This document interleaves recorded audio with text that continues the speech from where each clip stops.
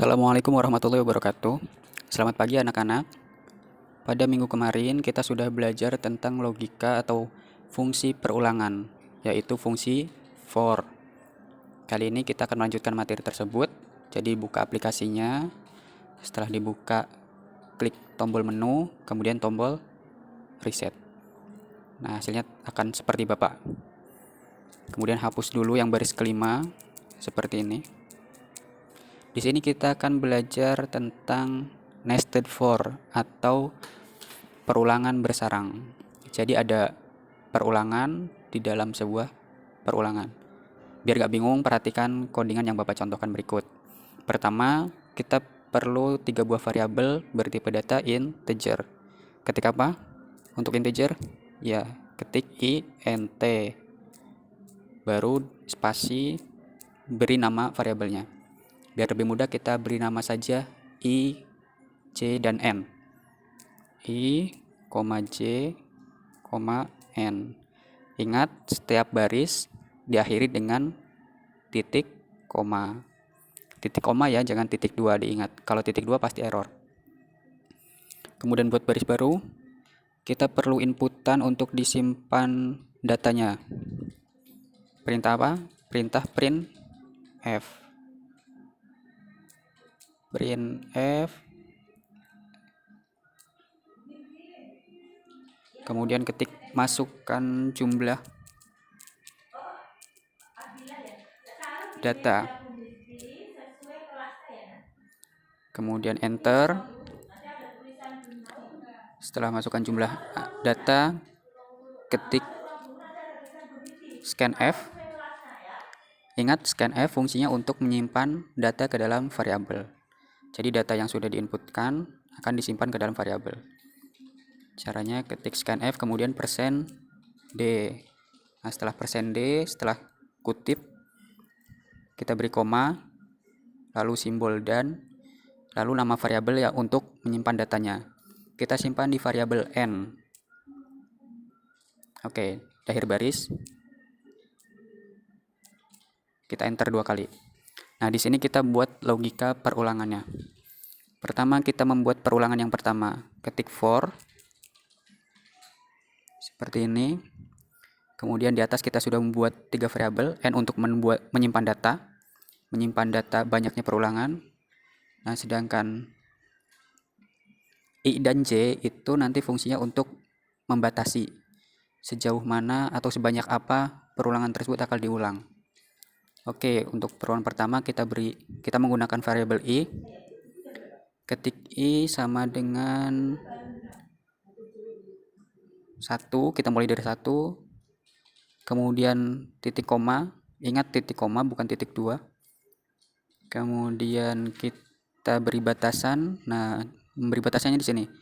I selama I kurang dari atau sama dengan N. Kemudian titik koma lagi, baru I plus plus. Jadi ini adalah perulangannya akan maju ke depan. I dimulai dari 1, I akan bertambah 1 setiap sekali diulang. Kemudian setelah tanda kurung, beri simbol kurung kurawal. Ini ada di atas. Klik kurung kurawal, kemudian enter. Enter sekali lagi. Nah, kemudian di baris 11 tekan tab. Seperti ini. Nah, kemudian kita buat perulangan yang kedua. Nah, bila kalian perhatikan, perulangan kedua ini Bapak tulis di antara atau di dalam for yang pertama. Jadi ada for di dalam for. Kita tulis for. Kita menggunakan variabel J untuk perulangan yang kedua. For J sama dengan 1, kita sama saja mulai dari 1. Kemudian titik koma. Nah, di sini batasannya misal J kurang dari atau sama dengan I titik koma J plus plus. Setelah kurung, kita beri kurung kurawal lagi. Jadi setiap for itu harus selalu ditutup dengan tanda kurung kurawal.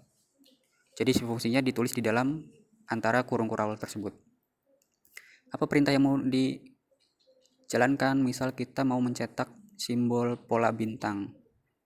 Kita ketik printf, perintah untuk mencetak, kemudian tanda bintang. Nah, ingat di akhir pastikan sudah ada titik komanya. Nah, kemudian setelah kurung kurawal yang di dalam, kita enter, ketik lagi print f untuk membuat baris baru atau enter /n. Sampai sini kita coba jalankan programnya. Klik run.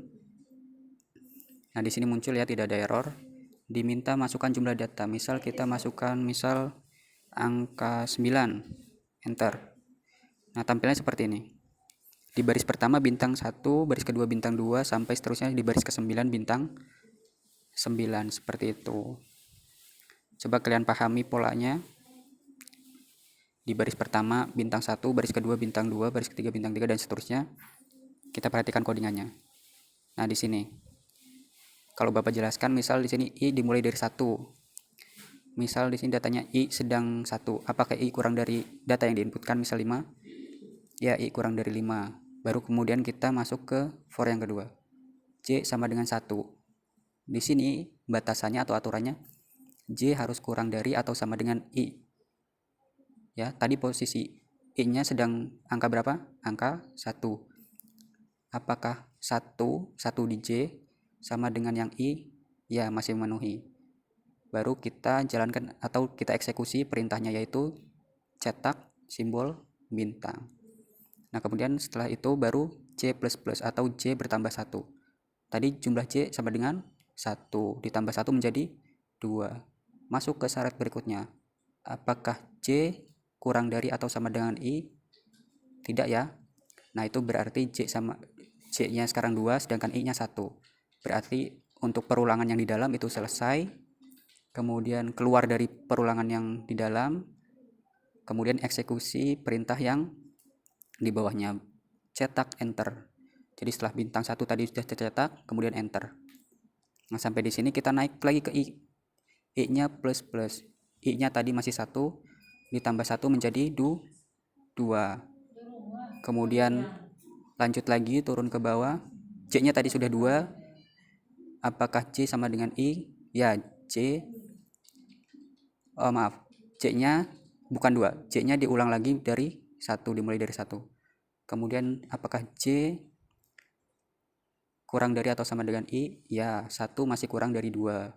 Cetak bintang, kemudian naik lagi. J bertambah jadi 2. Apakah 2 masih sama dengan I? I-nya 2, 2 sama dengan 2. Ya, masih bintang.